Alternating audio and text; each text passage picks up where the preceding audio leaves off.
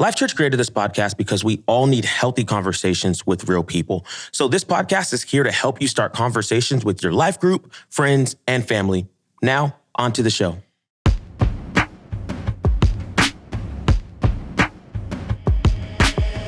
Welcome to the You've Heard It Said podcast. This is Allie. And this is Jason. And I thought we could play a game of family traditions you totally thought were normal as a kid, but now realize we're kind of weird. That sounds like a game and definitely a title of a game that I would come up with. Well, I guess, it was bound to happen at some point. So why don't you start? Okay, so just family traditions that are kind of weird. Yes. Okay.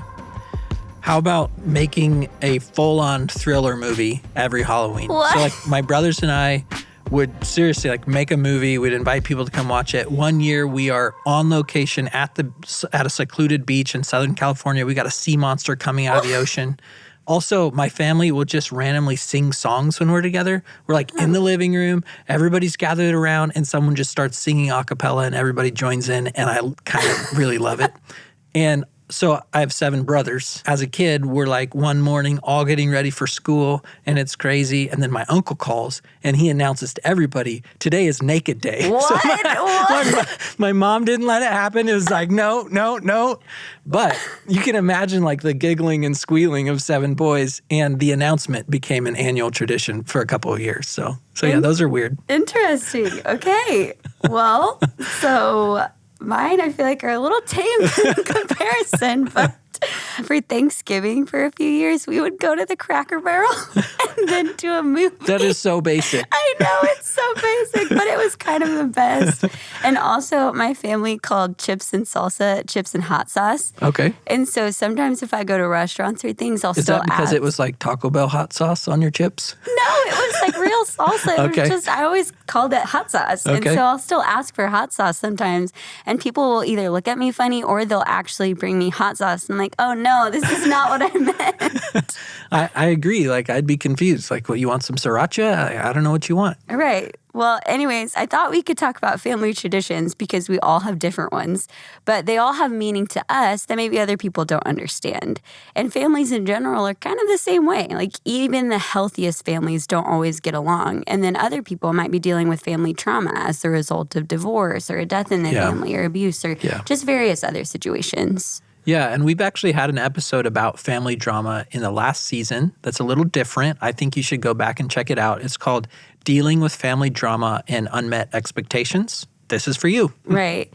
And families is another area that Life.Church is passionate about making a difference in our cities. And so to talk about it, we thought that we would invite several people who had a non-traditional family to just share about their experience and see how we as the church can support families in our community in a way that's actually helpful.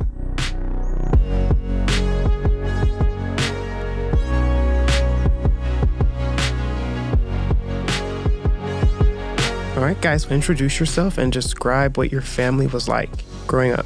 My name is Savannah, and my parents got divorced when I was 2. It was me and my sister for a while until I was about 4, and my dad got remarried to my stepmom, and then my mom got remarried when I was about 8 to her second husband, and they got divorced after 2 years. And then about 6 years ago, she got remarried again to my stepdad currently. And so growing up, there was a lot of moving. There was a lot of new faces in the house often. I had new siblings that were there and then gone. And then there was just a lot of changing dynamics a lot growing up. Well, my name is Jordan, and man, I grew up, it's kind of unique, with 2 adopted parents, but didn't really find out until I was 16. So I feel up until 16, it was normal, but that's when I think life definitely shifted, or my perspective of upbringing shifted. My name's Kenny. I grew up with a single mom for the majority of my life. Bounced back and forth between living with my uncle and cousins, living with my grandparents, living with my grandparents and my uncle and my cousins, to just being me and my mom for the last few years before I graduated high school. Never met my dad. Just basically me and my mom for most of my life outside of random years when we would move in with the other family. Yeah. My name is Natalie, and my parents got divorced when I was around 6 or 7, and my mom remarried my stepdad, which, in addition to my biological sister, brought in 2 stepsisters and a stepbrother, as well as a host of cousins and step-grandparents and all of those things. And my dad never remarried, so he's living that single-parent life, but I am just experiencing that blended family life now. My name's Michael. I grew up with a single teenage mom for most of my early childhood years. She got married to my stepdad, who then filled that role as my father figure. And I had 2 sisters come along, but that was when I was going into high school. So it made all of that a really interesting time. What were some of the hardest parts about growing up in a family like yours? And what were some of the best parts about it? I would say for me, experiencing all the feelings of everyone around me was pretty difficult. And then also forming that close relationship with my stepdad while also finding ways to honor my biological dad became a struggle and is something like a tension that I continuously walk. Best things wise, though, just getting all of those built-in family members. I'm just super fortunate to be able to have that bonus dad in my life and tons of bonus nieces and nephews over the last couple of years. I think for me, finding out the adoption so late, I almost got kind of mad. I was like, okay, you guys took 15 years to tell me.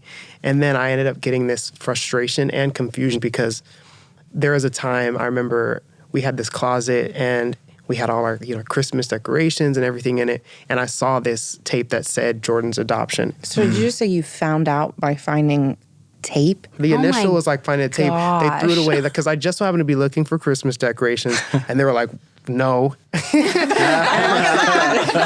And that was around Christmas time. And then that next October, it was right before Halloween. They said that was the first day that they brought me into the house. That was like our first day together, Halloween night. So they waited, which they're just so symbolic, which I appreciate, but they could have told me in December. But I think after the conversation, that was when I ended up running into that weird spot in life where I was like, I can either go left and really go down a bad path, or I can go right and go down a good path.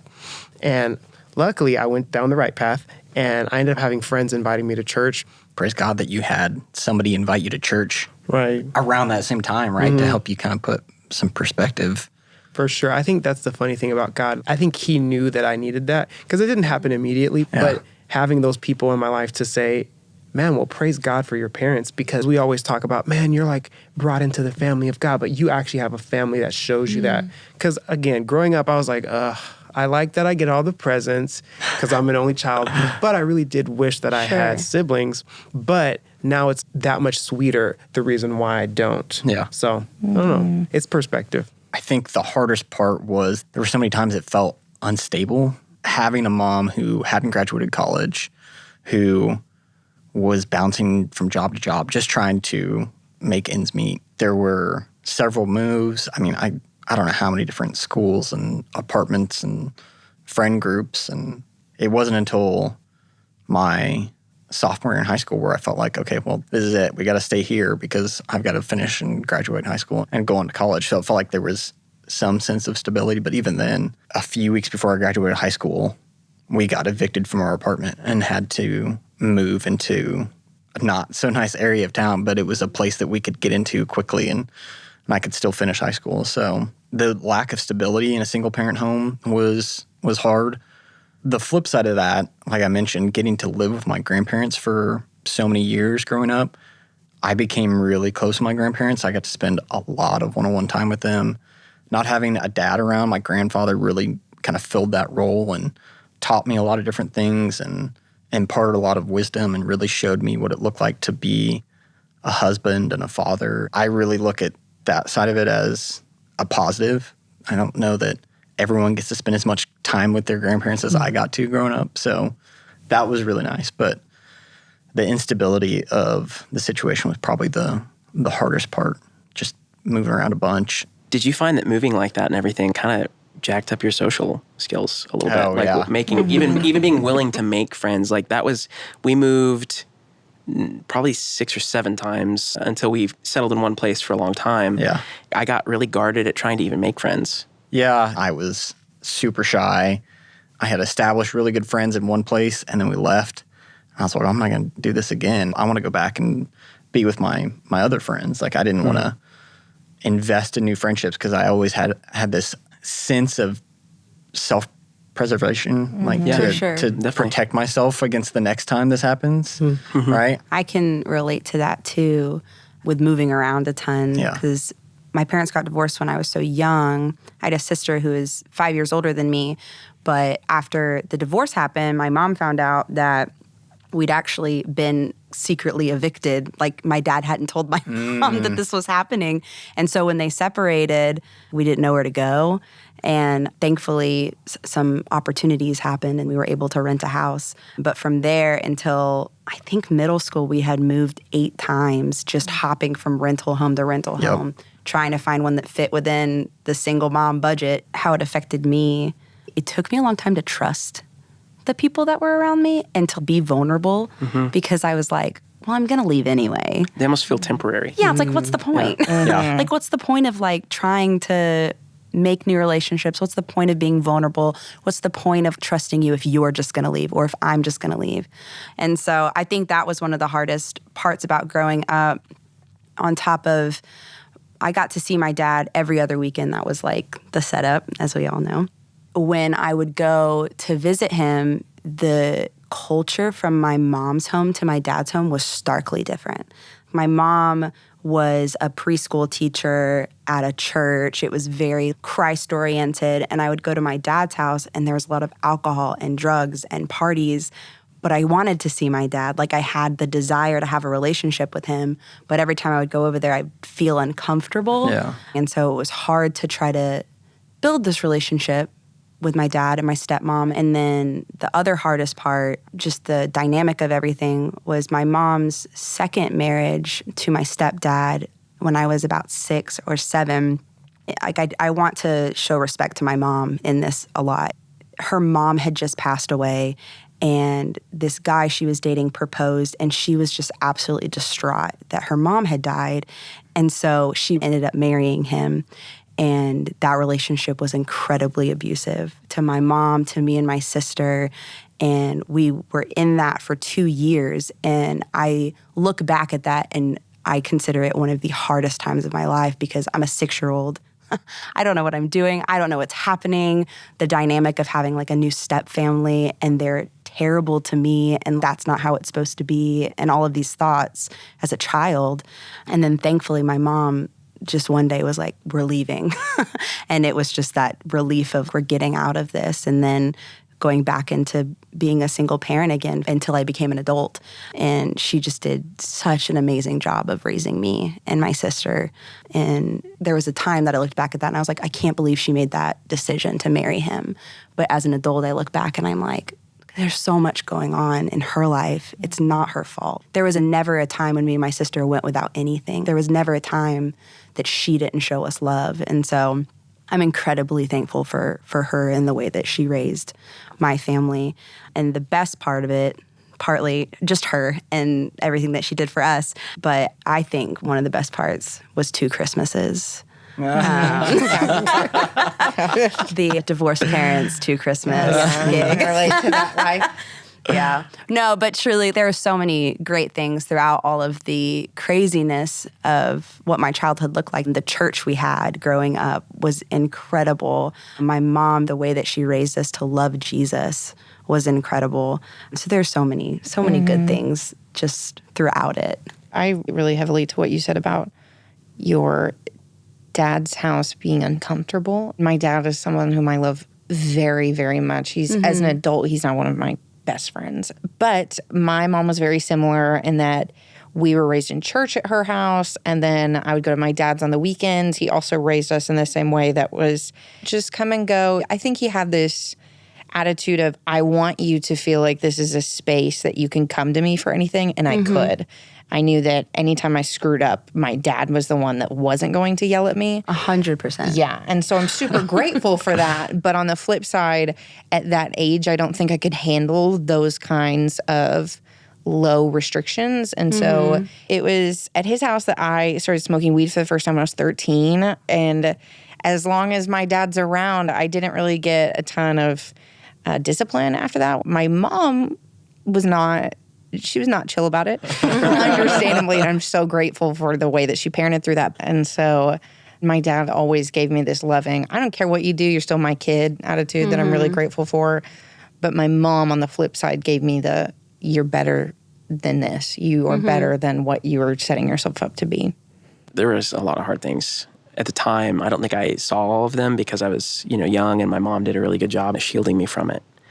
But in hindsight, the moves and the different boyfriends, and I actually did have another stepdad that lasted very shortly because he went to prison. So there were just a lot of hard things, but those hard things kind of led to the good things, I think, too. Like, my grandpa lived with us a lot, off and on. I distinctly remember my grandpa always being there, and those are some of my most fond memories. And now that he's gone, I just cherish that so deeply.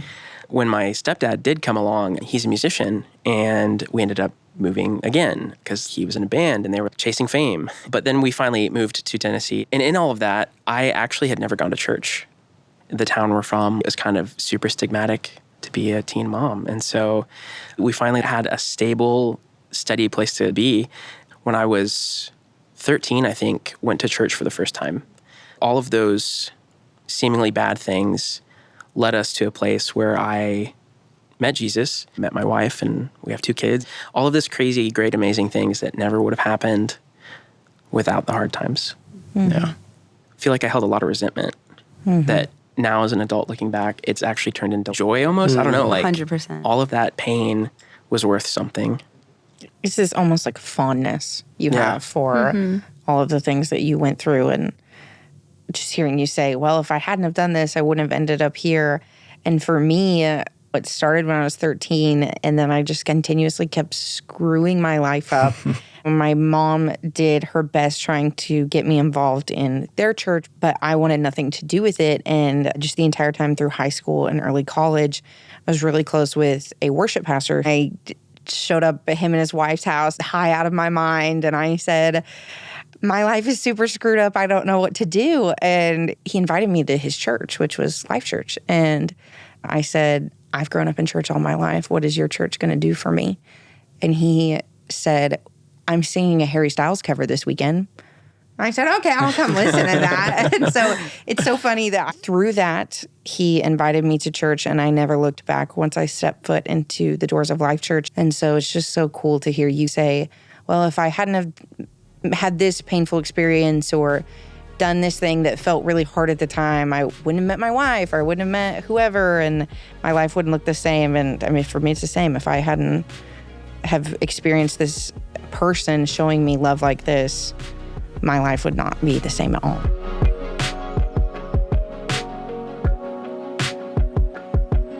Hey friends, it's Jason. So we've been talking all about families because families are our first connection to everything we need to thrive. And at Life.Church, we partner with families through foster care and adoption, mentorship, early childhood experiences, elderly care, and parent resources. We want everyone to experience a family where they can belong, because we truly believe that healthy families build healthy communities. So here's a few ways you can learn more about that. Listen up. First, if you're a parent or want to support a parent in your life, visit www.life.church/parents for tons of great resources to answer common questions and to support the kids you care about. Secondly, if you're interested in fostering, go to www.goto.lc/fostering to get some more information. Now, back to the conversation. What were some helpful ways people supported you and your family while you were growing up? Once my coaches learned about my situation and kind of picked up on the fact that my mom wasn't taking me to baseball practice or picking me up from practice, like I was just kind of on my own because she was working that whole time, they would always open up their home and say, hey, if you need to come over and hang out, if you want to stay for dinner until your mom gets home. That was tremendous. I look back on those times with a lot of thankfulness that there were men in my life who saw a need and they stepped in where they could to help out, just to make sure that I knew there was a place for me to go if I needed it.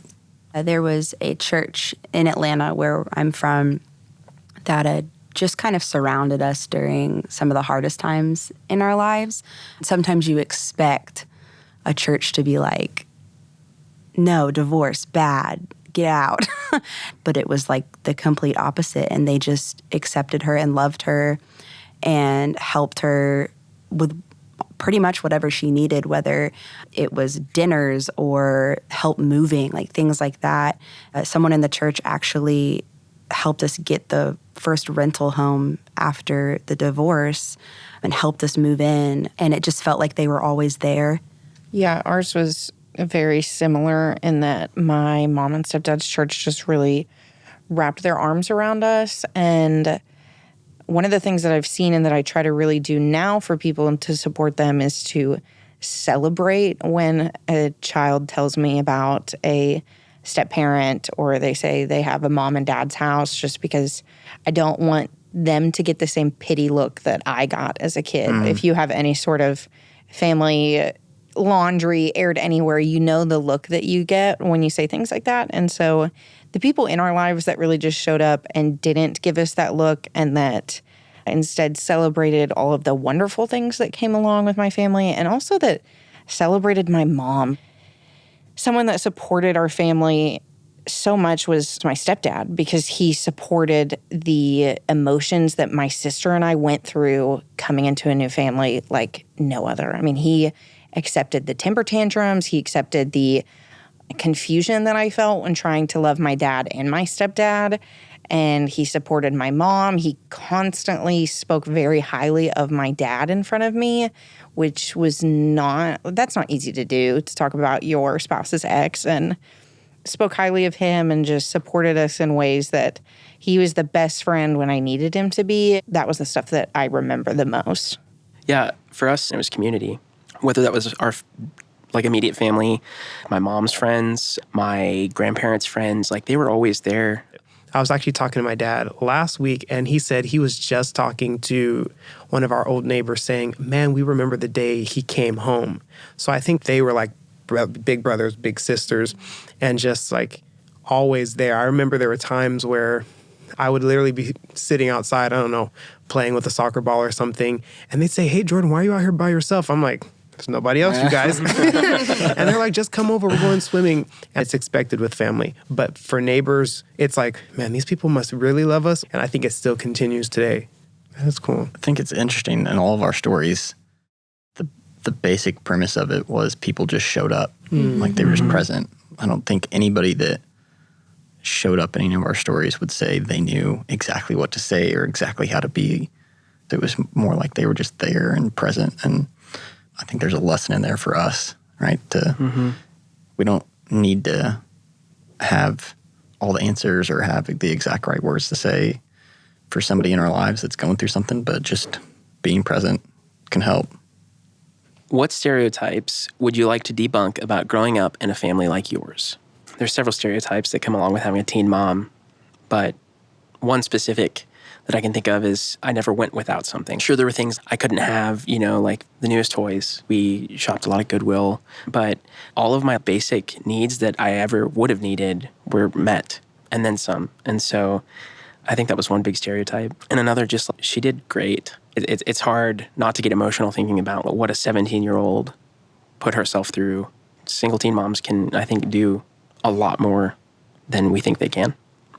Yeah, I think some of the stereotypes that come from single parents, divorced parents, abusive relationships, all of that is that people who are in that as a result are broken or have issues or need serious counseling. And while counseling is awesome, and I definitely went to a lot of counseling, I don't look at myself in the mirror and say, oh, you're broken because of what you've experienced or your past or what you've seen. I look at it like I can help people in the future who go through the same thing. And so in my mind, it's made me stronger, but it's also given me these tools to be able to help people struggling through a divorce or in the middle of an abusive relationship or are single parents, and I'm able to comfort them and love on them and empathize with them. And so I don't want people to look at me and think, oh, that's just so sad. And I'm like, yeah, it was hard, but I'm better for it. What's one thing you wish everyone knew about growing up in a family like yours? You know, this this topic comes at a really interesting time for me. My mom passed away just a few months ago, and getting to sit down and think through these questions, there's been a lot of hurt in my mom's passing and a lot of different emotions that I've felt.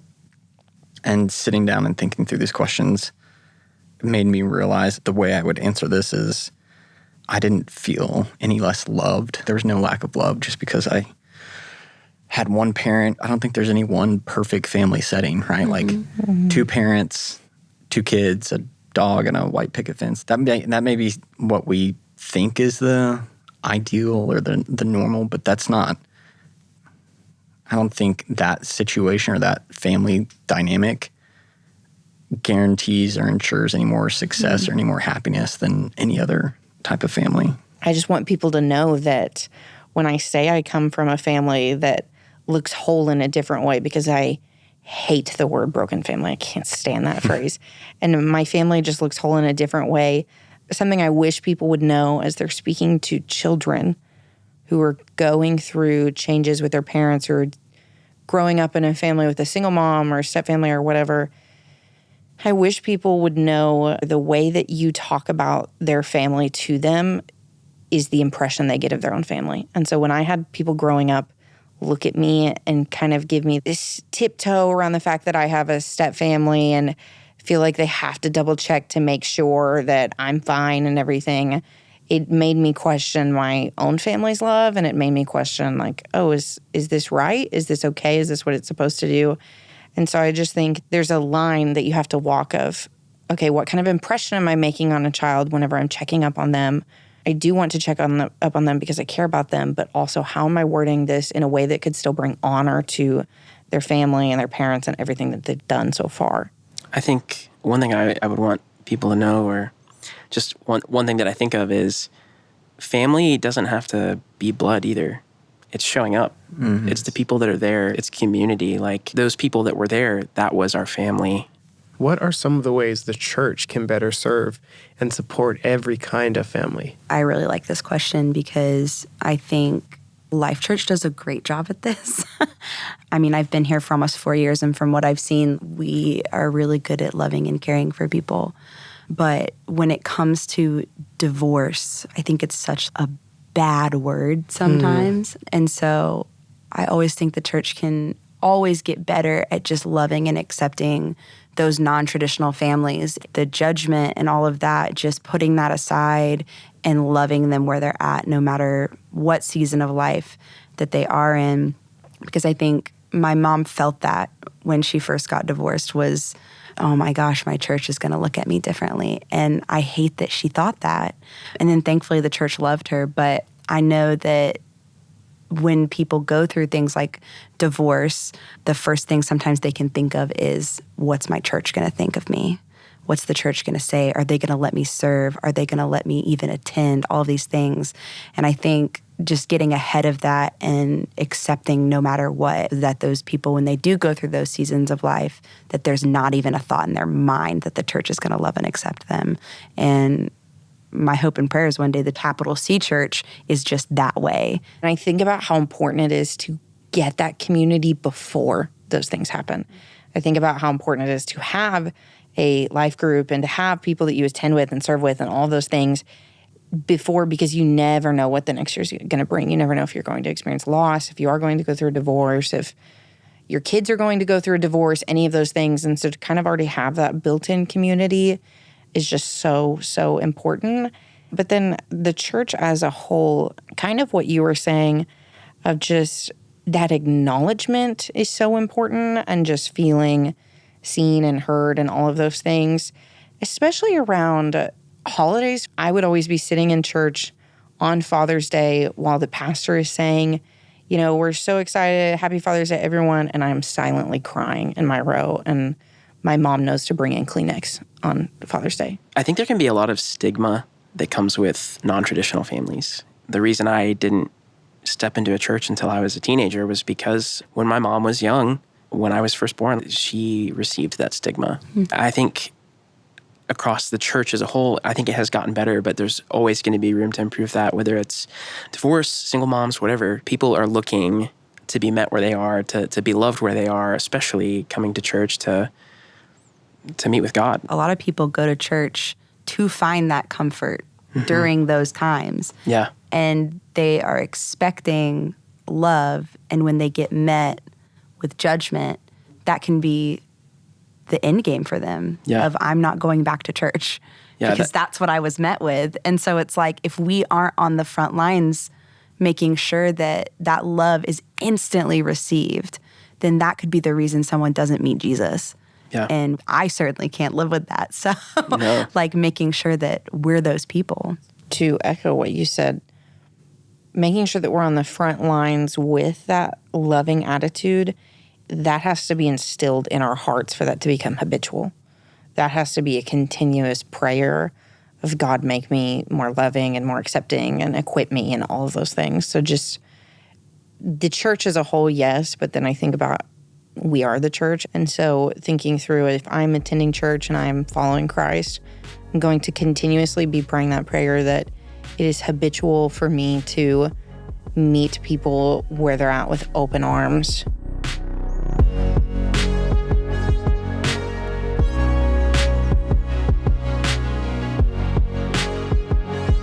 So it's probably not a surprise, but I'm picking up on a theme in all of their stories.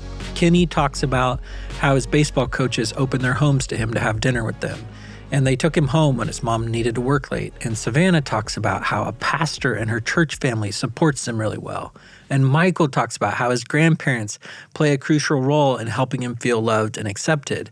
The theme I'm picking up on is relationships with people. That stuck out to me too, because I think we have this perception that coming alongside families requires a lot extra from us, but really it's just about building relationships. And it's also not about us swooping in to fix anything. Right. It's about all of us as the body of Christ learning from one another. Yeah, and I think that came up a lot last episode too.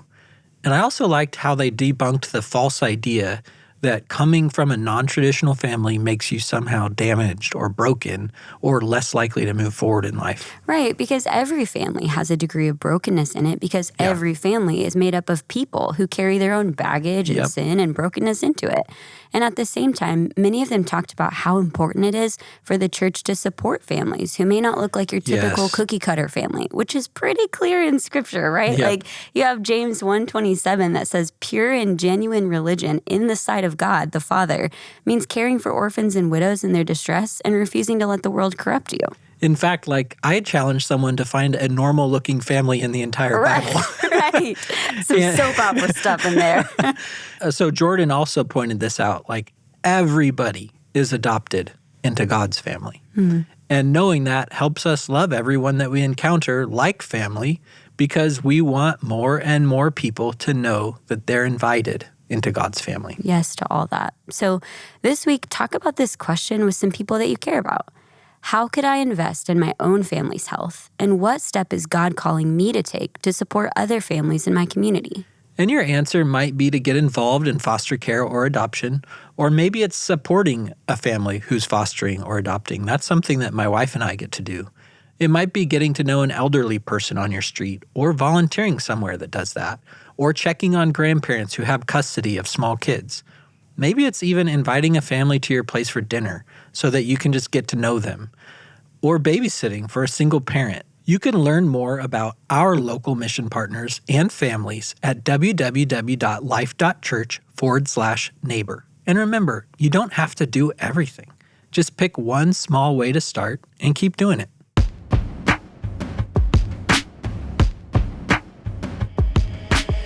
Hi friends, we hope these stories don't just inspire you, but they also activate you to go out and build relationships with the neighbors in your city. So to help you get started, we have all sorts of resources and questions in the conversation guide, which is always available in the show notes wherever you're listening. If you want to learn more about how Life Church is committed to being a good neighbor, you can subscribe to receive some emails about each of the 5 key areas we're talking about this season at www.life.church/neighbor. Have a great week.